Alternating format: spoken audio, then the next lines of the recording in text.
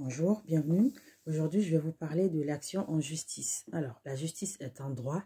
Toute personne a donc le droit de solliciter l'intervention de la justice. Il faut juste noter que ce droit n'est pas prévu par la Constitution, mais il figure dans la Déclaration universelle des droits de l'homme de 1948, ainsi que dans la Convention européenne de sauvegarde des droits de l'homme et des libertés fondamentales de 1950. Ce droit est aussi reconnu par le Conseil d'État. Alors, pour que ce droit à la justice soit effectif, il faut un procès équitable. Donc, on dit d'un procès qu'il est équitable lorsque le juge est indépendant et lorsque les débats sont publics, contradictoires et ont lieu dans un délai dit raisonnable. Il faut aussi 3 conditions pour que cette action en justice soit effective. Donc, il faut un intérêt. Cet intérêt-là, il doit être personnel, né et actuel et légitime. Ensuite, il faut la qualité pour agir. Donc, c'est le titulaire du droit qui agit. Mais cette faculté est reconnue à ses créanciers, à ses ayants droit, ainsi qu'à toute personne habilitée. En fait, il faut la capacité pour agir en justice.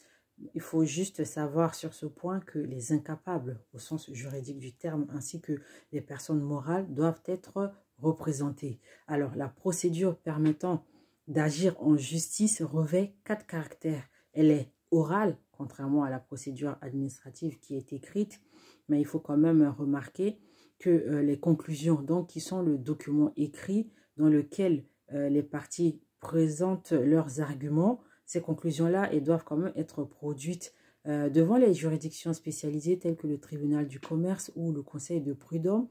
La simple comparution suffit.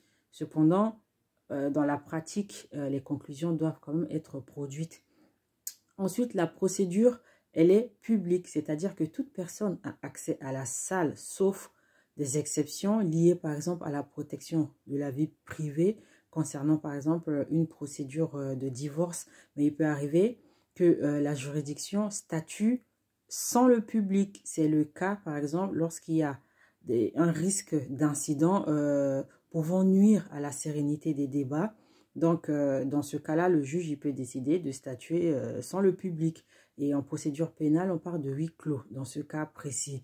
Ensuite, la procédure, elle est contradictoire. C'est-à-dire, la contradiction, en fait, c'est que les parties doivent produire leurs preuves et faire connaître les moyens de fait et de droit qui sont invoqués afin de permettre justement à la partie adverse de les discuter. Donc, il appartient au juge de faire respecter ce principe de contradictoire, quitte à écarter certaines pièces du débat. Et enfin, il faut savoir que la procédure, elle est accusatoire, c'est-à-dire que ce sont les parties qui dirigent le débat. Elles en ont l'initiative, la conduite, et elles peuvent demander l'extinction de cette procédure-là. Donc, on peut dire en droit pénal que la procédure, elle est plutôt inquisitoire, notamment par rapport à la présence du juge d'instruction qui mène les débats. Voilà, c'était tout pour aujourd'hui. Je vous dis à bientôt.